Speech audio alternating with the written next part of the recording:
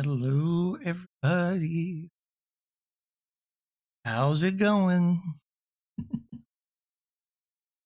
This is Sunday, November 5th, 2023.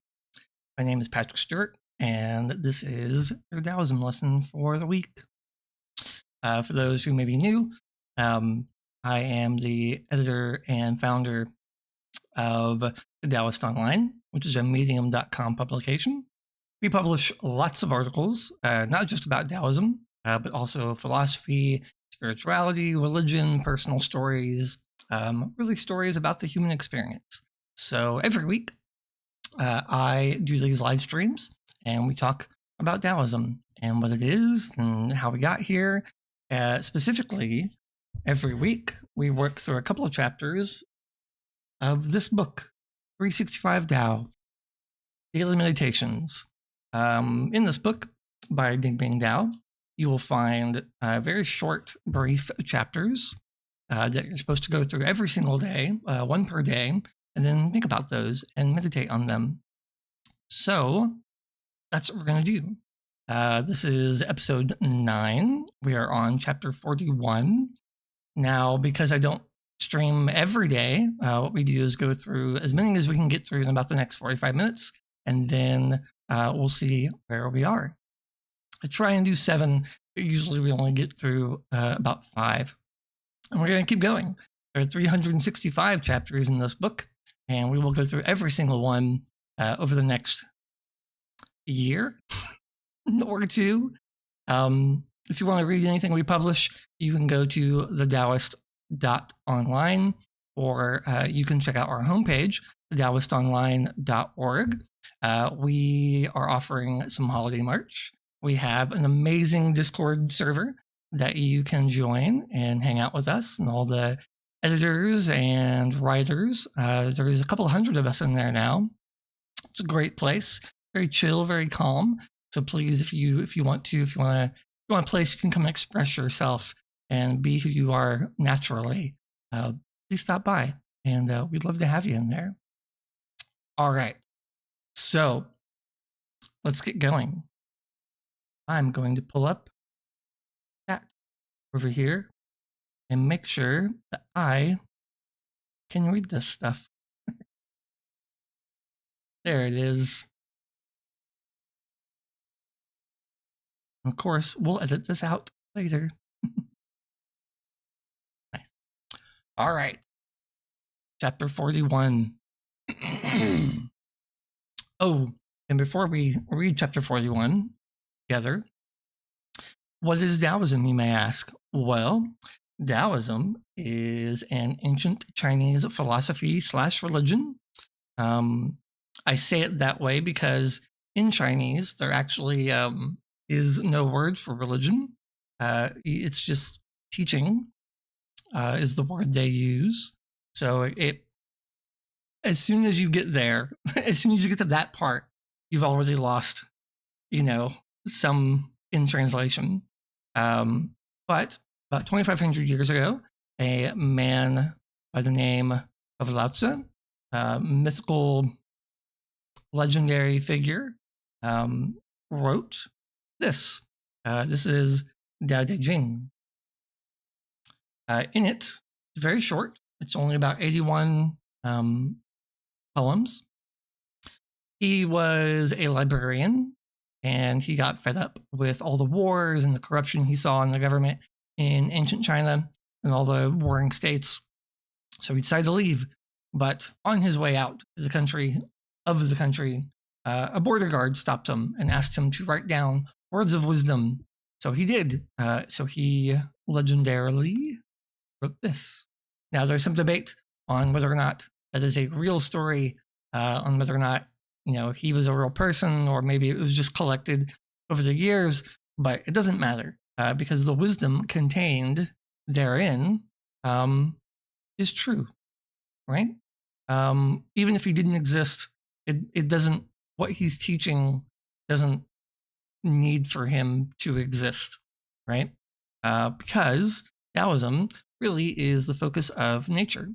It's looking around you and looking at how the universe evolves and propagates, and then trying to live your life in accordance or in harmony with um, that lifestyle, with that way, right? Dao translates into the way most of the time, depending on who you ask. That's how I like to translate it. All right, so here we go. Chapter 41.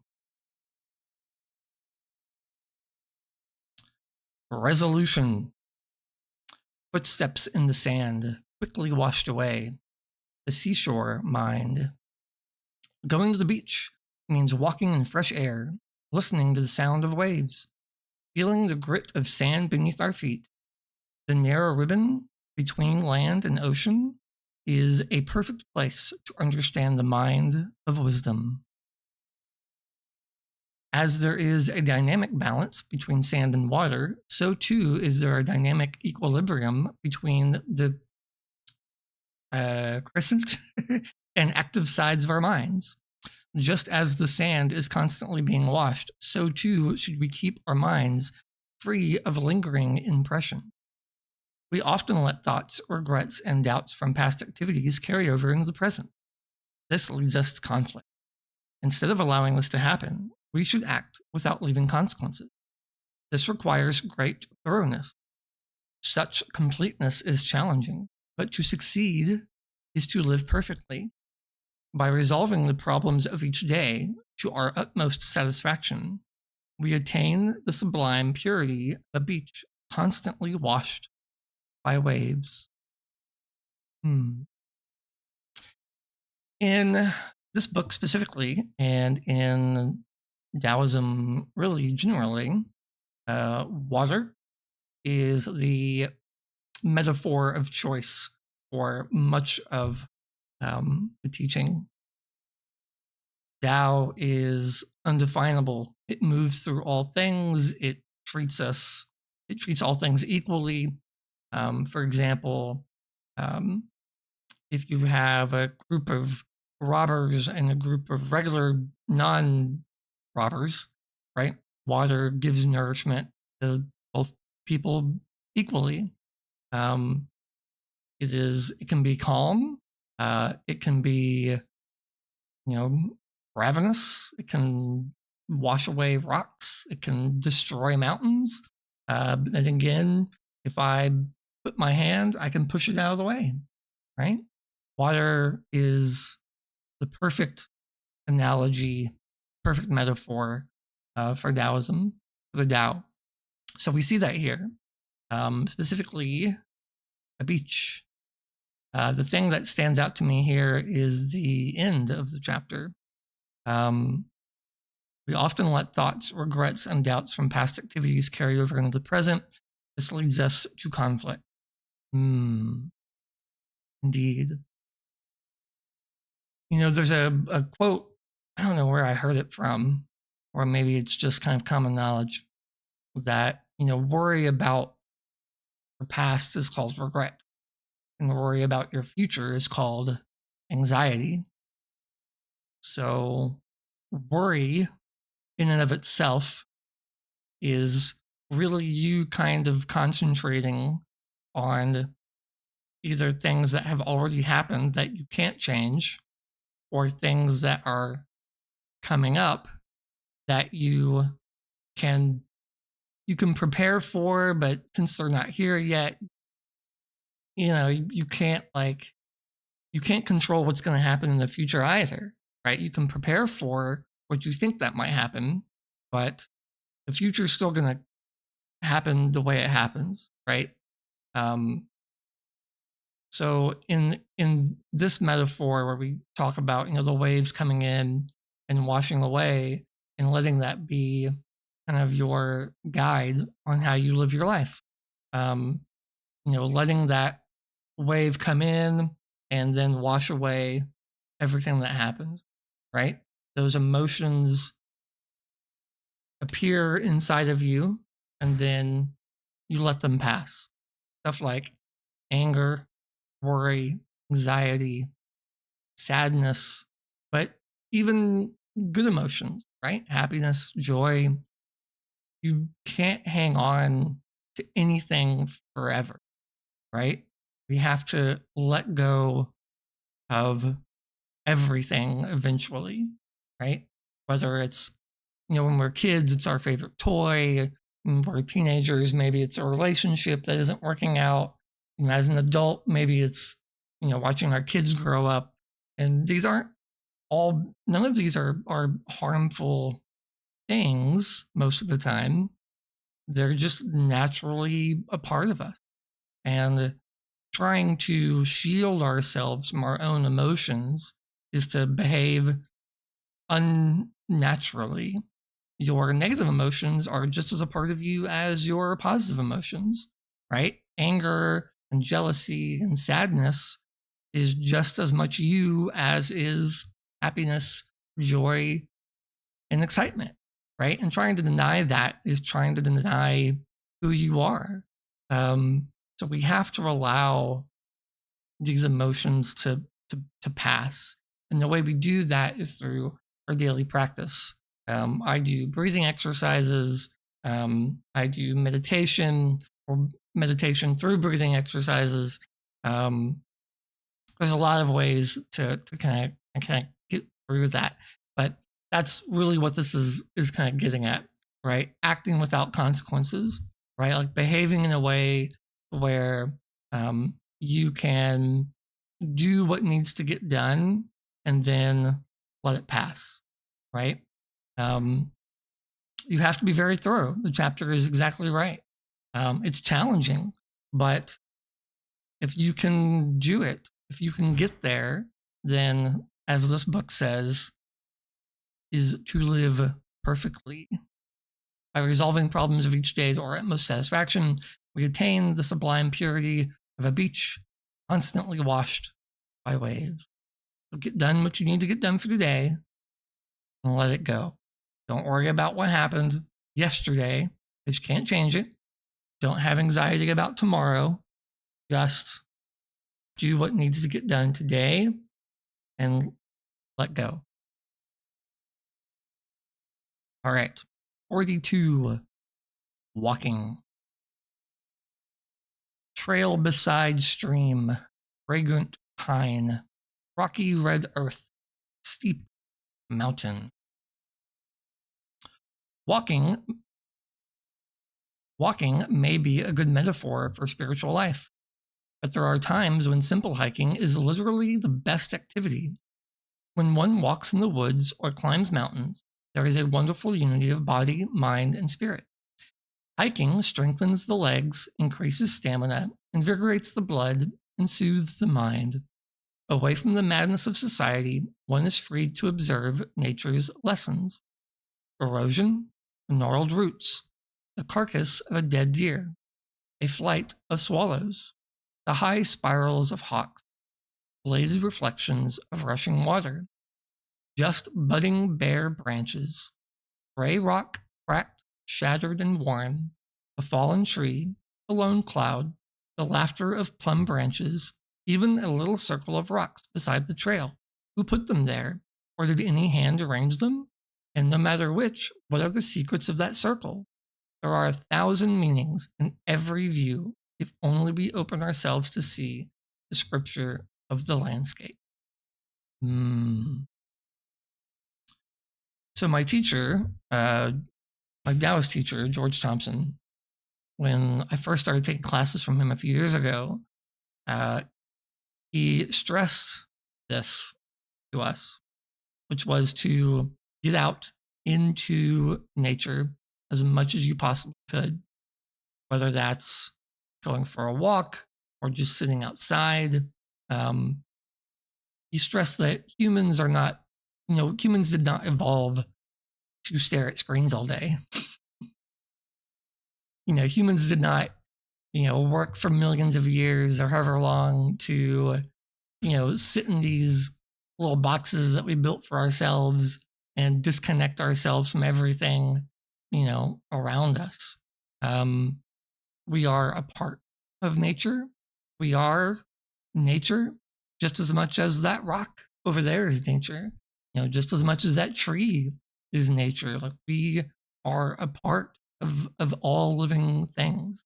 So to disconnect ourselves from everything else alive around us is to really do our our minds and our bodies a disservice.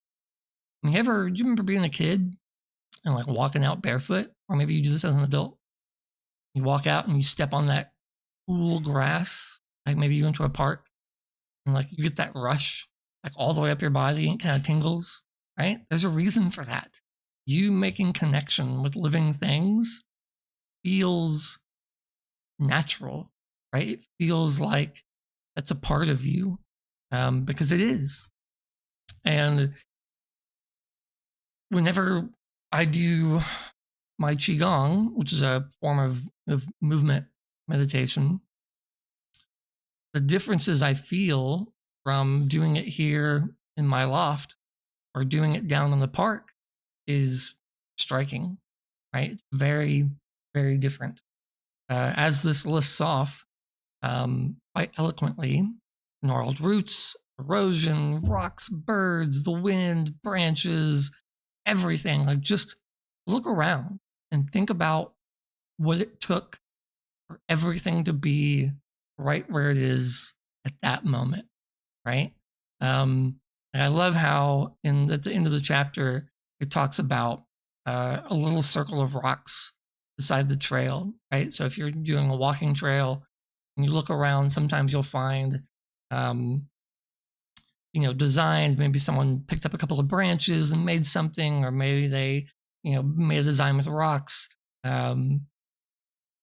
That rock formation took millions of years, billions of years to create.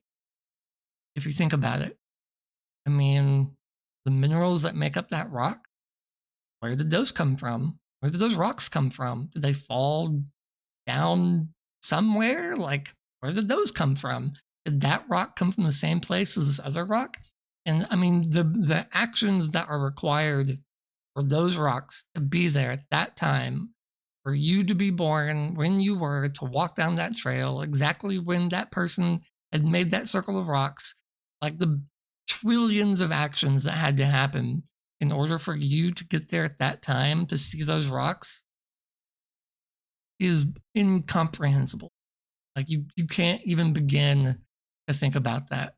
So you passing that trail and seeing that design of rocks is a miracle, right? It's a complete 1 in a trillion odds that you would be at this time with those rocks.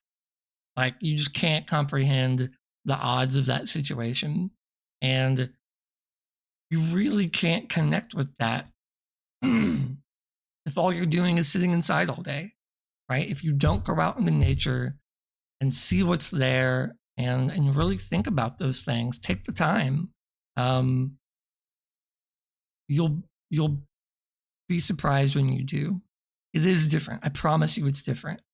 I know I look hot. It's raining, snowing sometimes in some places of the world right now. Not here in Texas, but some places it is. So I get it. Sometimes you can't always go to the park, right? Maybe you have kids. It takes a long time. It takes a lot of energy to get done what you need to get done today. But take some time when you can. Get outside. All right, 43. Perseverance. Invisible lines. The fisherman repairs his net, and the fish are nearly caught. If the fisherman does not have a properly repaired net, then his trap is useless. Preparation is the major part of his endeavor.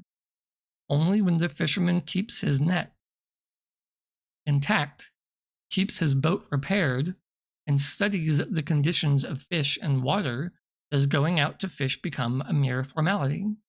The fish fall into his hands as if guided by invisible lines.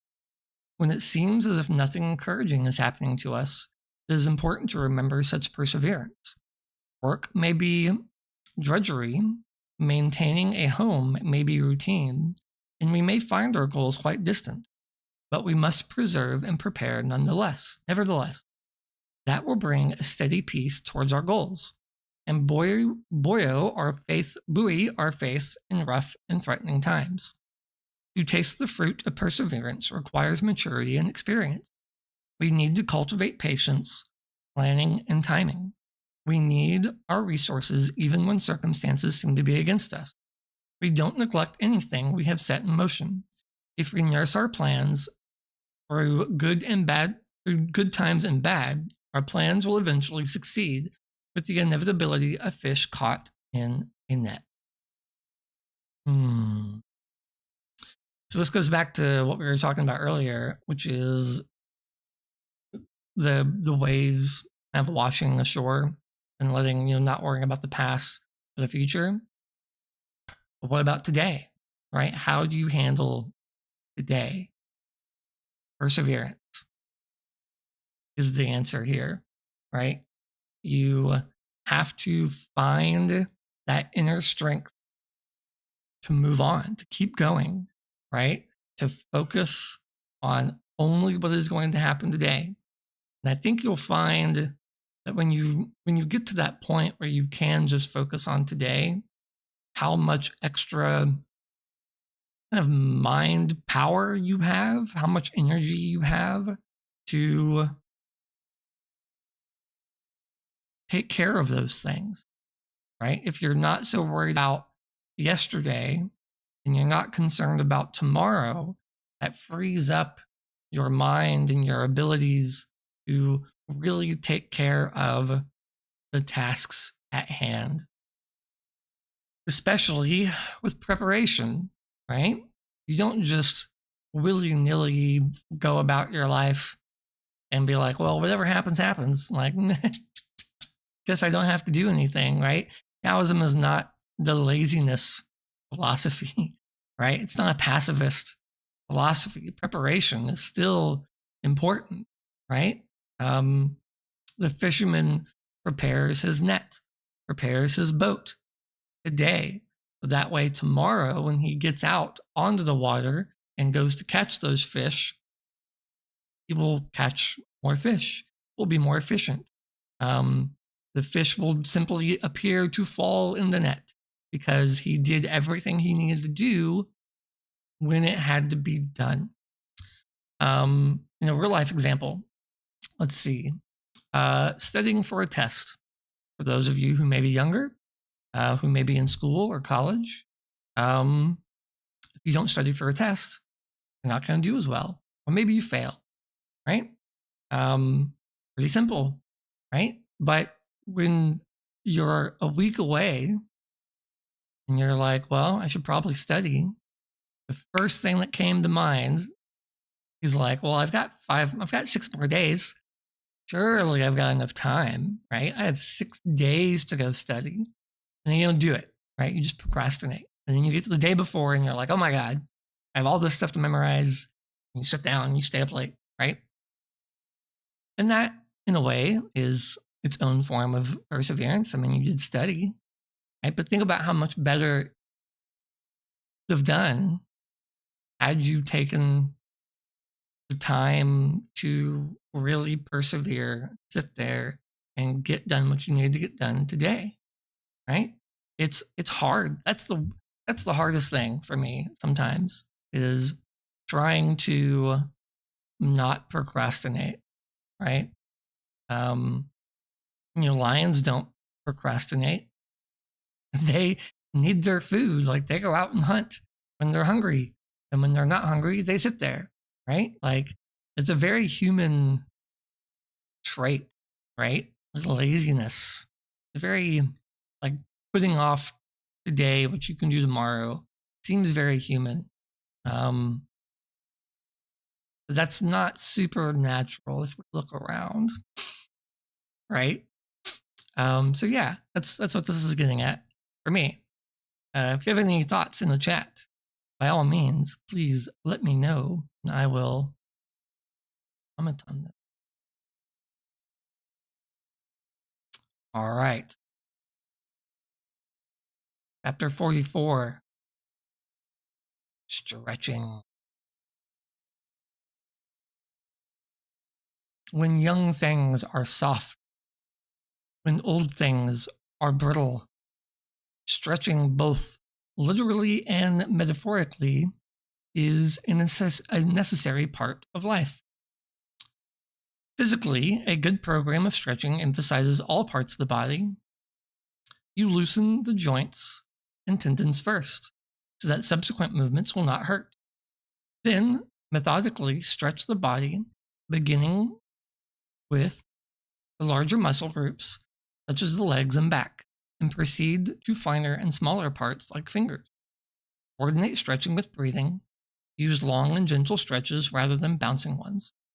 When you stretch in one direction, always be sure to stretch in the opposite direction as well.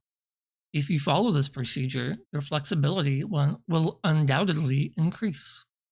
Metaphorical stretching leads to expansion and flexibility in personal growth. A young plant is tender and pliant. An older one is stiff, woody, and vulnerable to breaking. Softness is thus equated with life, hardness with death. The more flexible you are, the greater your mental and physical health. Yes. It is important to move.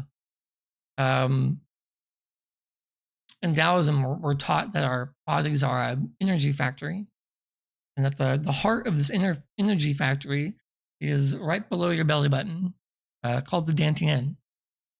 And this dantian requires movement to make energy, which is a little opposite than what we're taught growing up in the West. Think about it like this. When I was a kid, we're taught that when you go to sleep, your body is resting and it's somehow making more energy for you. And when you wake up, you start with this amount of energy, and throughout the day, it just kind of goes down. And at the end of the day, you're out of energy, you're tired, and you go back to sleep, and the cycle starts over again. So you're taught that sleep is what builds this energy, like you're moon powered, right? Like you're a gargoyle, and you turn the stone at night or something, and it like saves up your energy, and you gain more, and then you go back.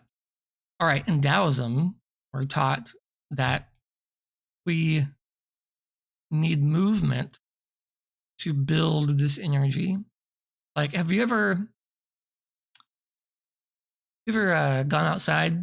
Remember being a kid, and you run around outside and you played with your friends, and when you come inside, you feel like you have more energy than you can possibly take, right?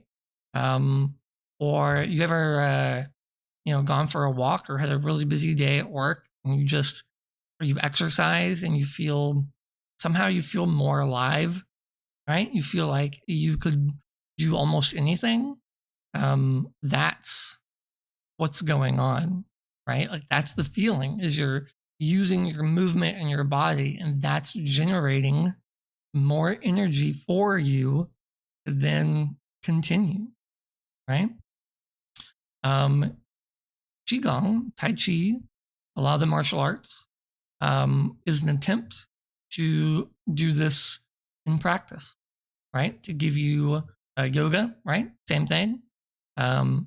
To bend and be pliable and to move is to harness the energy of the universe. Some believe that if you do this correctly or long enough, that you can actually live just off of the energy of the universe, that you don't even need to eat anymore. I'm not suggesting that. Don't do that. I'm just giving you the knowledge. I do practice most days, not every day, because I'm human and I mess up sometimes.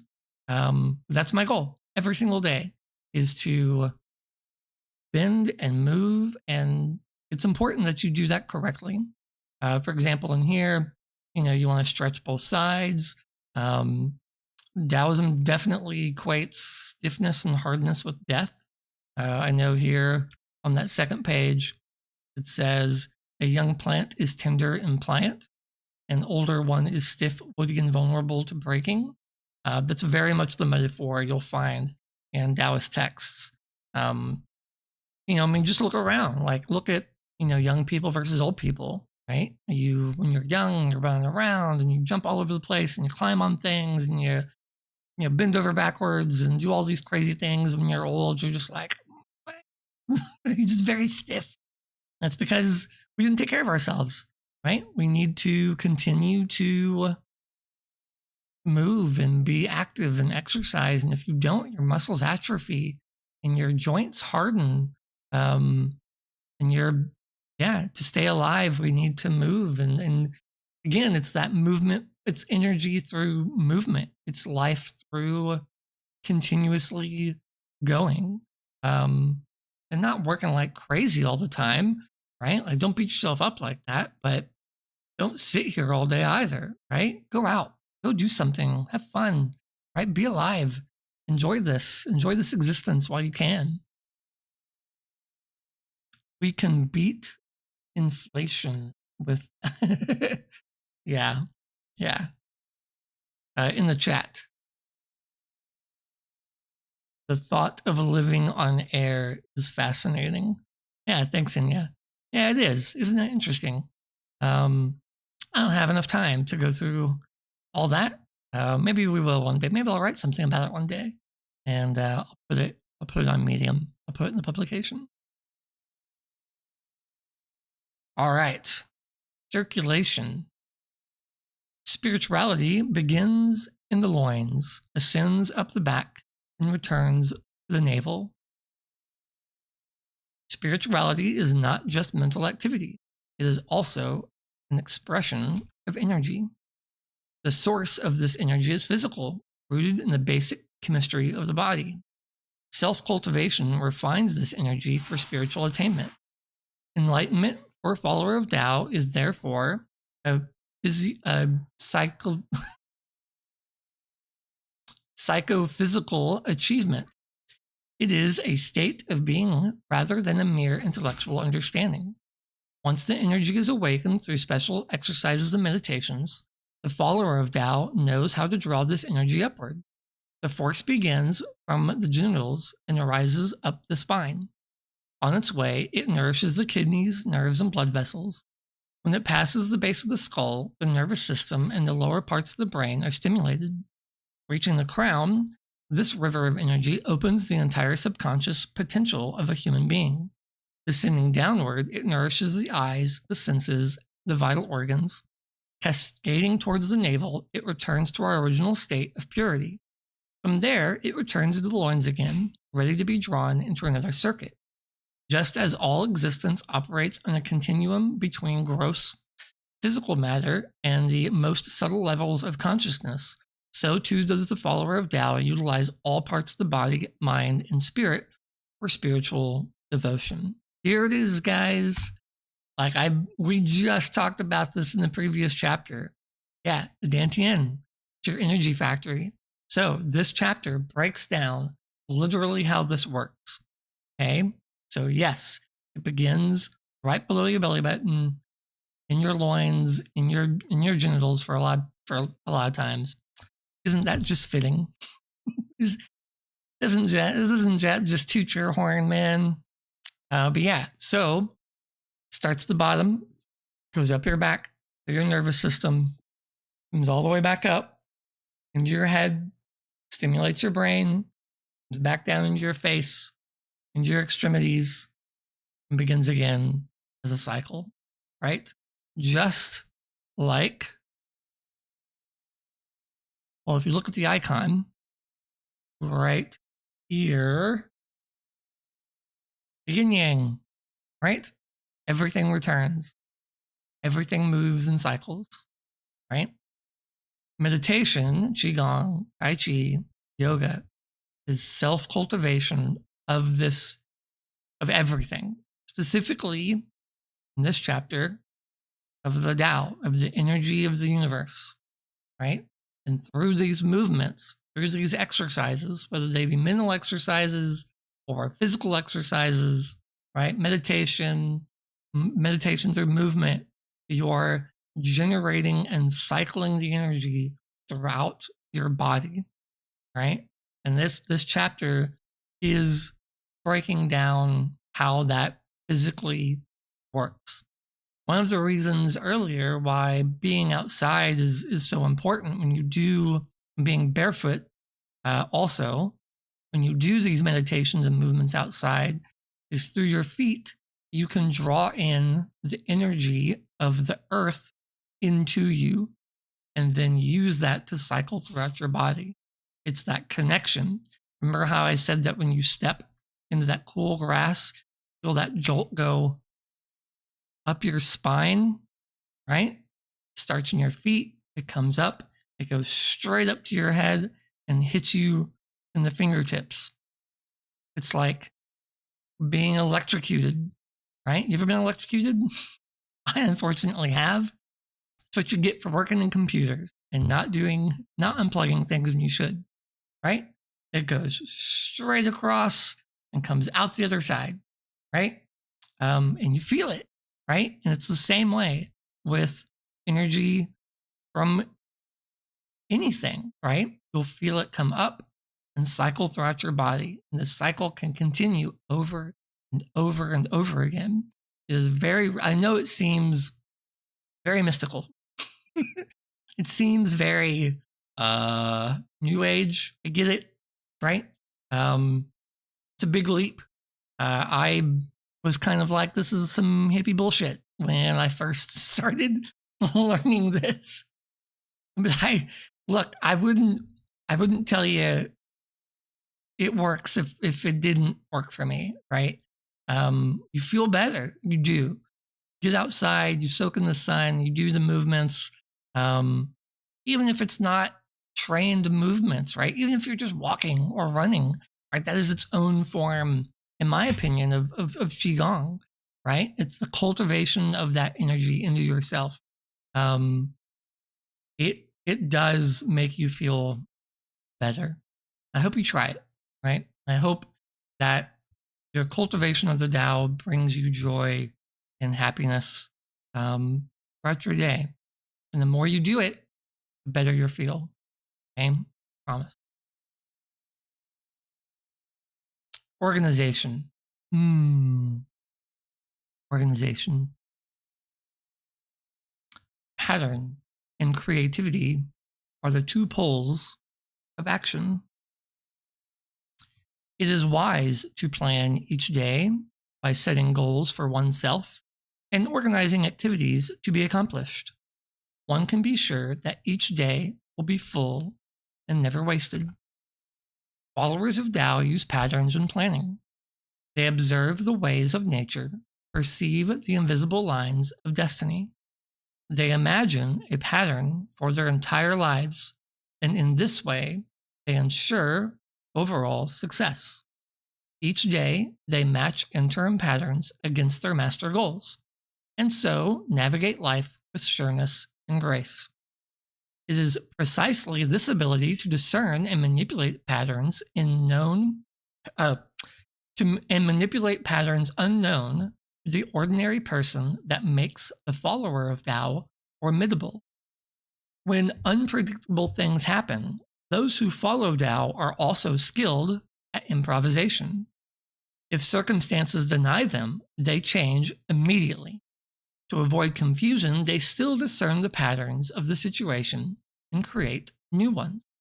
Much like a chess player at the board, the spontaneous creation of new patterns is their ultimate art. So, organizing your life. Let's talk about that. Remember how we were talking about perseverance? Well, how do you do that, right? How do you persevere? Organization is one way. Remember I said that being a Taoist or practicing Taoism teachings is not to be not to let yourself get trampled on all the time, right? It's not a pacifist journey. You don't just sit there and let someone beat you up and not defend yourself, right? You don't just say, well, come what may, and, I'm just going to sit here and be lazy and not try and just do what I want, right? Or do nothing all the time. Yay, me. No, it's not like that. Um, Being a follower of Tao or being a cultivator of Tao means you organize, you look, you observe, right? You see those patterns, right? The cyclical nature, the duality of it. You are able to discern where you are in that cycle and then organize and plan accordingly. Now, the caveat there is to also remember that you can't predict the future exactly. Even if you plan and even if you organize and even if you take care of what you're going to do today so that, tomorrow things will happen, you think things will happen in a certain way, it's almost assured that you're going to get to tomorrow and it won't go the way you want, right? There are too many moving parts. There are too many things to affect what's going to happen that your plans can't work out all the time. So when that does happen, you adjust immediately. You don't dwell on, oh, I wish it hadn't happened like this. I wish this had happened differently. Oh, woe is me. Right? Nope. You just adjust, you move on, and you handle the new situation. And then you take that new data and you organize it. You think about it. You meditate on it. You see that pattern, the new pattern, and then you continue. Right?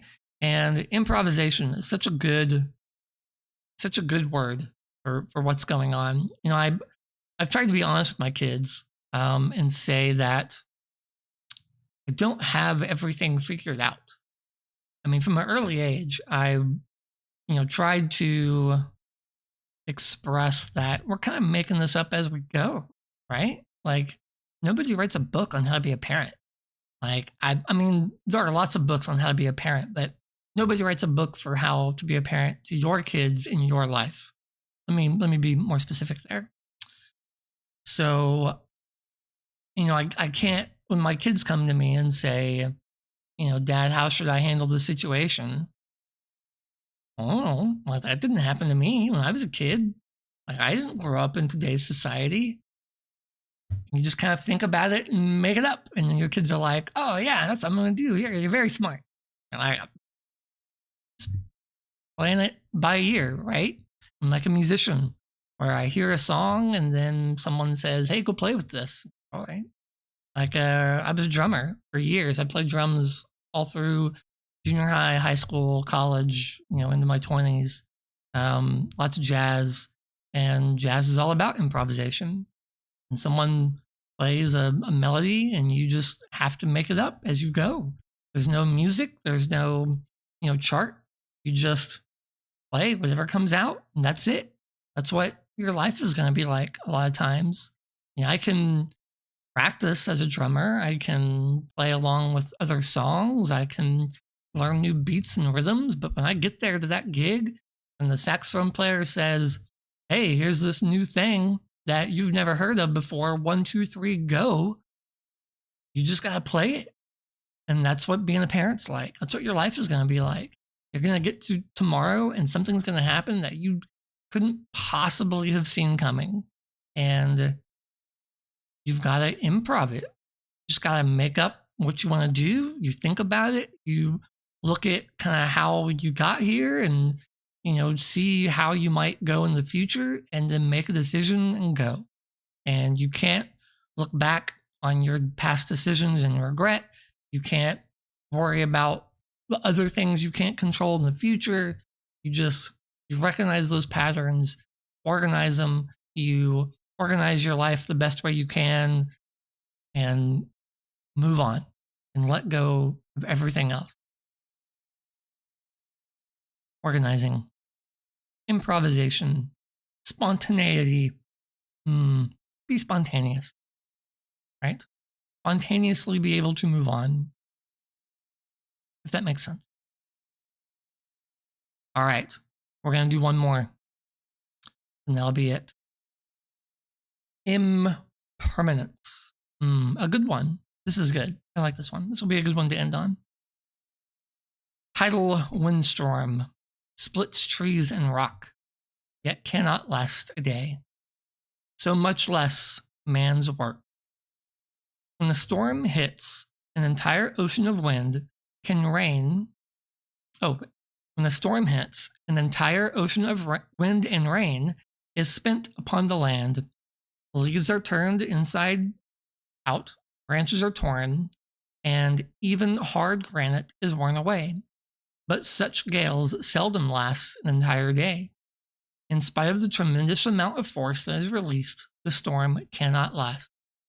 If heaven's works cannot last a day, human works must be even less lasting.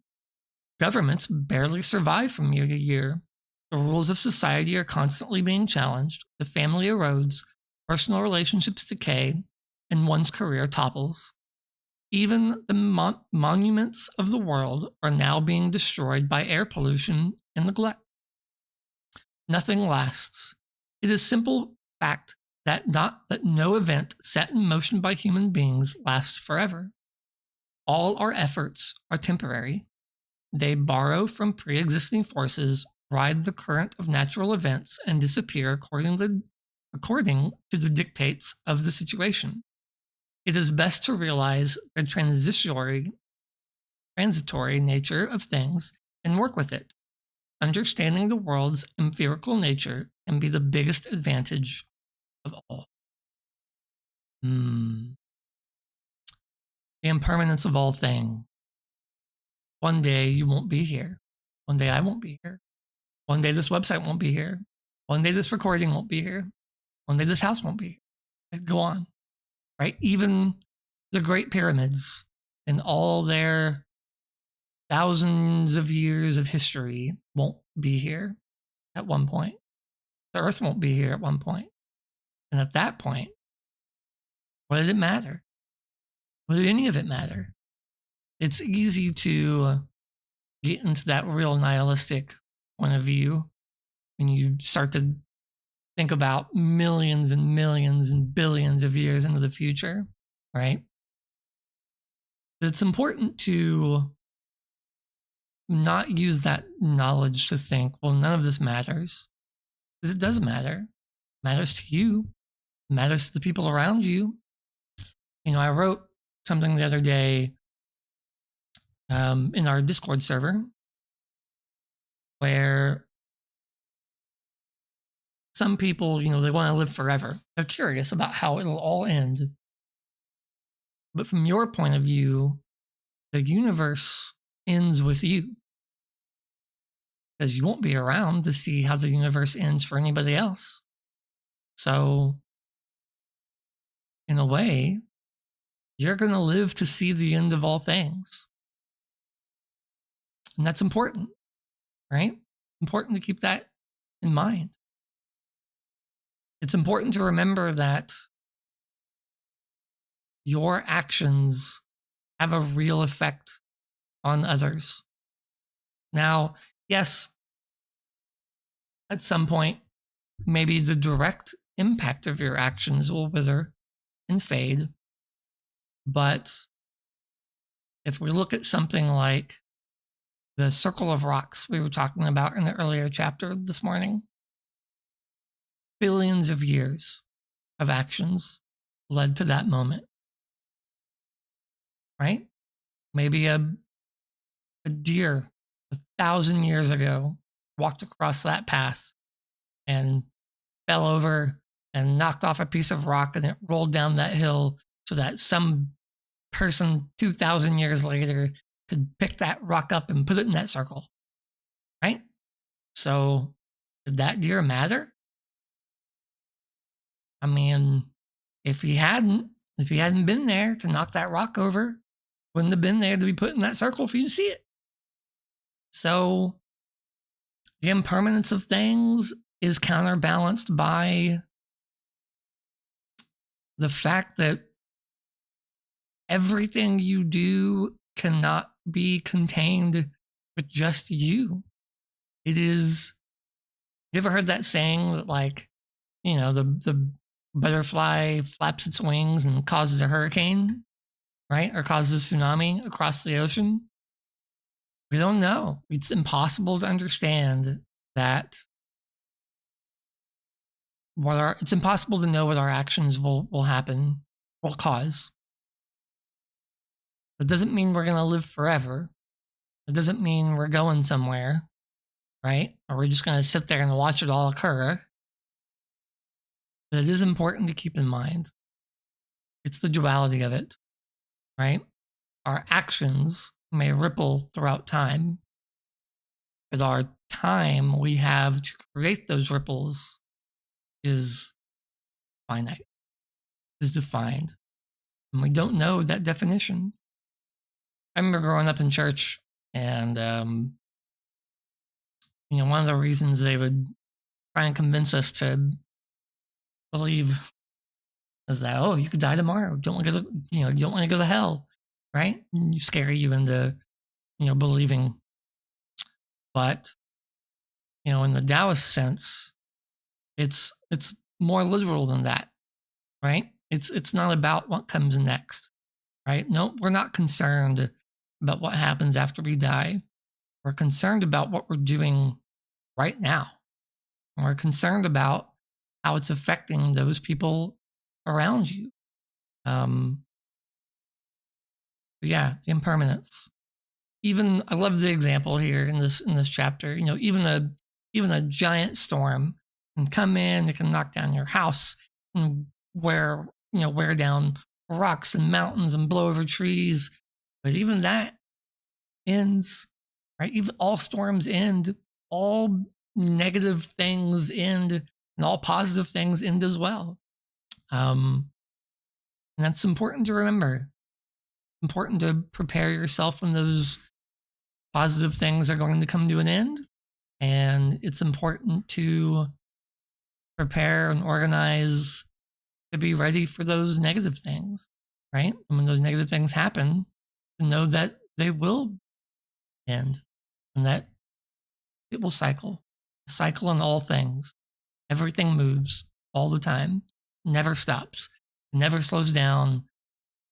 You just are who you are, and the world is what it is, and we're just in it. It doesn't mean we can't be happier.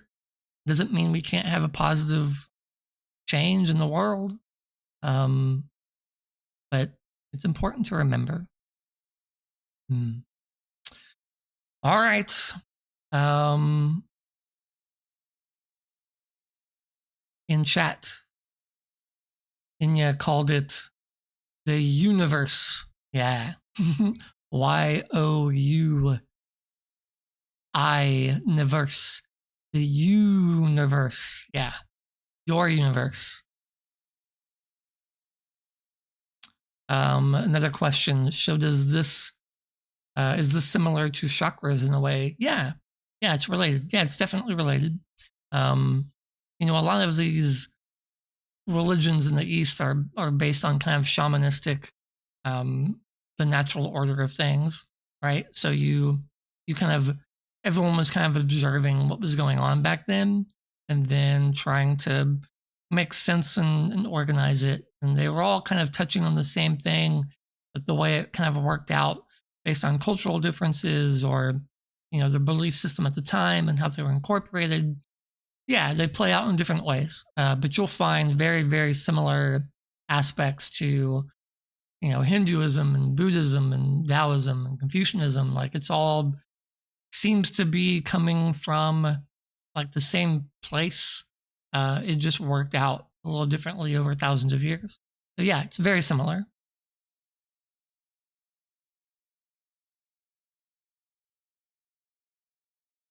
Yeah, hi. Hello, Gerald. Missed most of the class, but checking in before I have to view it later. Yeah, fine. This will be online immediately. I appreciate all you guys for showing up today and listening. Just to review, the Taoist Online, do publish new articles every single day on Medium, thedaoist.online. That's Taoist with a T. If you want to help support the organization, we have a Coffee link right there at the bottom of the screen. Feel free to make any donations. We have holiday merch on the TaoistOnline.org. Please feel free to take a look. Everything that we take in through donations goes right back out to the writers in tips. I tip everybody every month. We try to always give back what we bring in. We're not here to make money. We're here to allow everyone to be who they are and to express themselves. And hopefully, we learn something. Hopefully, we learn from each other. All right. Thank you very much. I will see you guys next week, an hour earlier due to time changes. Yes. Goodbye.